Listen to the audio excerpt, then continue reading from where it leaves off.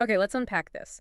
You sent over a really interesting piece. It's from AOL, updated a while back, July 2016, I think. Yeah, that's the one. 10 dream jobs that aren't as glamorous as they look. Right. And just that title, it sort of grabs you, doesn't it? It makes you wonder. Definitely. So, our mission for this deep dive is basically to get past that shiny surface, the whole dream job idea, Hmm. and try to figure out what realities might be hiding underneath, the stuff that maybe doesn't quite make the Instagram feed. Yeah, the less filtered view. Exactly. Yeah. So let's start with how the article even sets this whole thing up. Well, what's interesting right off the bat is how it just jumps in.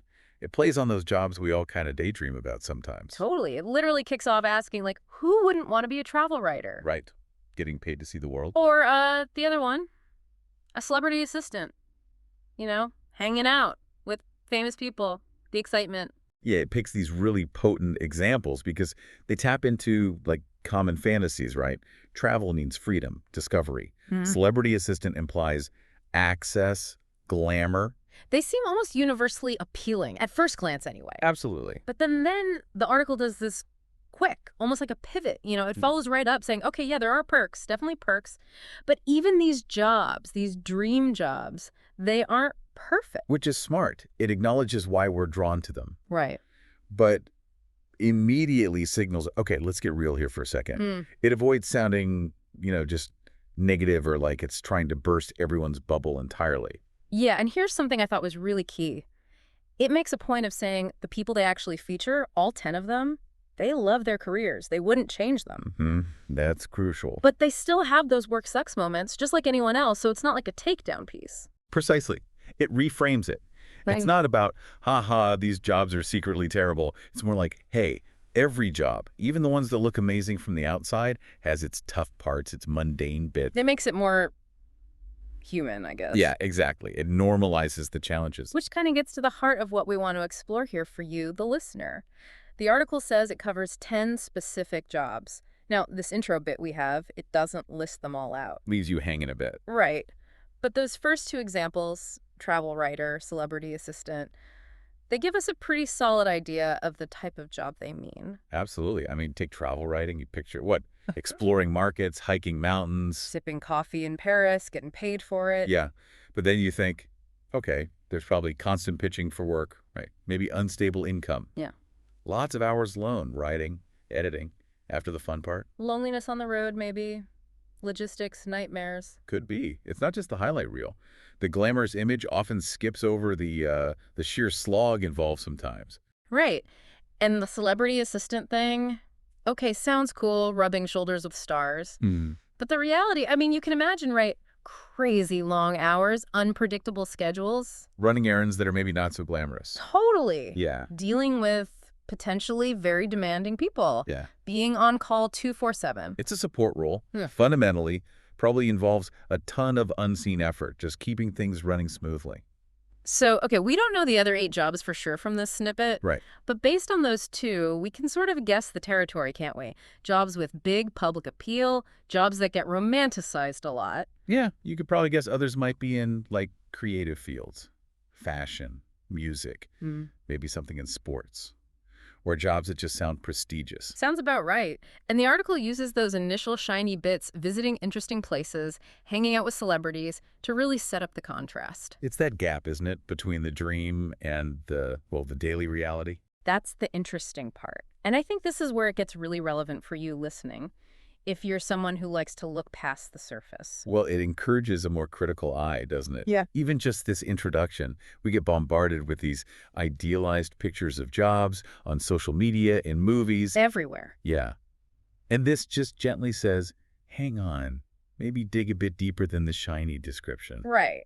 So, okay, we don't have the nitty-gritty on all 10 jobs here, but the framework is valuable. Definitely. It kind of primes us, sets us up to question those perfect careers. We're left understanding that, okay, any job labeled a dream job probably has another side to it. A side that doesn't always get talked about. And we can assume, I guess, that the full article would then provide those specifics. Anecdotes, real stories from people doing the jobs. That would be the logical next step, yeah. Hearing it from the source, from someone living it, gives it that credibility. It's one thing for us to speculate, and another to hear someone say, yeah, I love being a travel writer, but let me tell you about this nightmare visa situation, or whatever it might be. That's what makes this kind of exploration really useful, I think. Mm-hmm. So, thinking about you, the listener, what does this initial setup mean?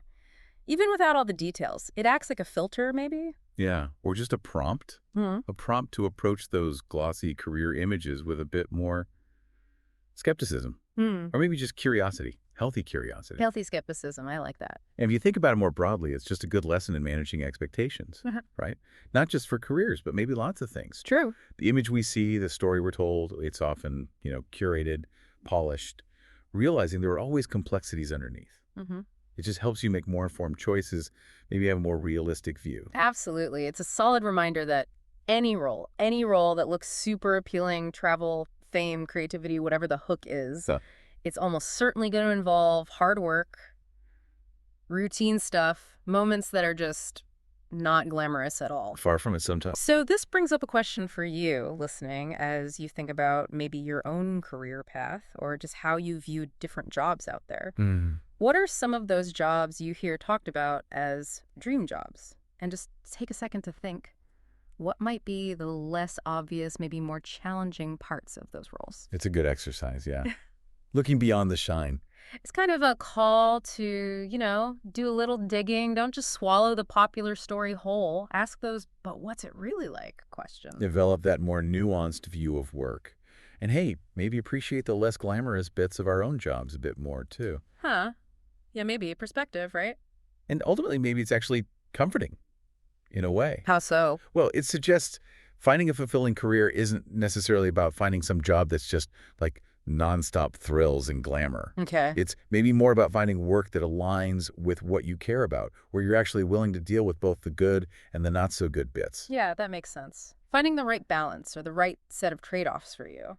Recognizing that every path looks different from the inside than it does from the outside. It's a great reminder that, yeah, fulfillment probably comes from something deeper than just the surface level perks. Exactly. Connection to the work itself, maybe. So, yeah, something to chew on. As you go about your day, maybe just pick a job that often gets that dream label thrown at it Mm-hmm. and just wonder for a minute, what might the everyday, less visible realities of doing that job actually involve? It's a little mental exercise sparked by this piece that could be surprisingly insightful.